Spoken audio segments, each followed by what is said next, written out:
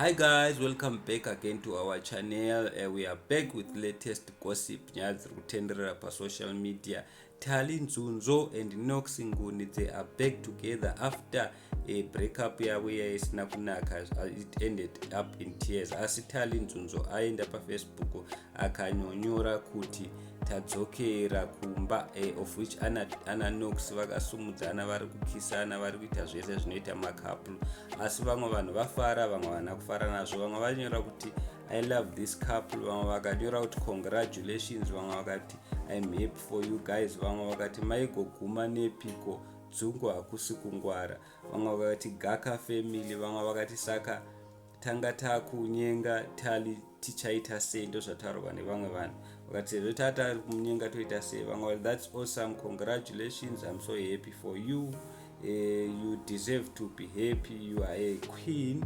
Vamwe vakati the grass is the greatest here, vamwe vakati mutambe mushe muroora forever, vamwe vakati nokuti nguni ndiwe here wakufara kudai, vamwe vakati magona, vamwe vakati that's why I mind my own business these days, ndozvataurwa nevamwe vakati tokofara tikiti munhu ngasiyana nemunhu vodzokerana, saka kungominda business yako zviri nani.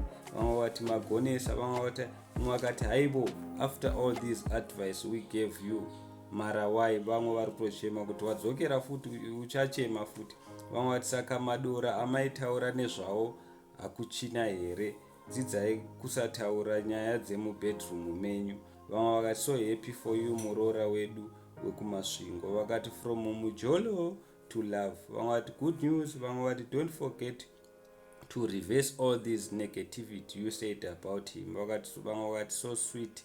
Ndozvataurwa nevanhu vanotaura zvakawanda. Vamwe vati problem uchauya panapa wakuchema uchizhamba futi, takakudza maadvice, siyana naye, kana munhu achikuchitira achasaramba achikuchitira. Ndonyaya iripo, varipo vafara kuti vadzokerana, asi varipo vamwe vati aiyewa usakanganwe zvaakakuita, ucharwadziwa futi, uchachema futi ukauya uchichema panapa uchitudza zvina nebasa rose, waitudza zvinhu zvemubedroom menyu uchitaura nezvenyaya yedora chichi, saka dora here hakuchina here. So thank you so much guys, don't forget to subscribe to our channel. I'm out.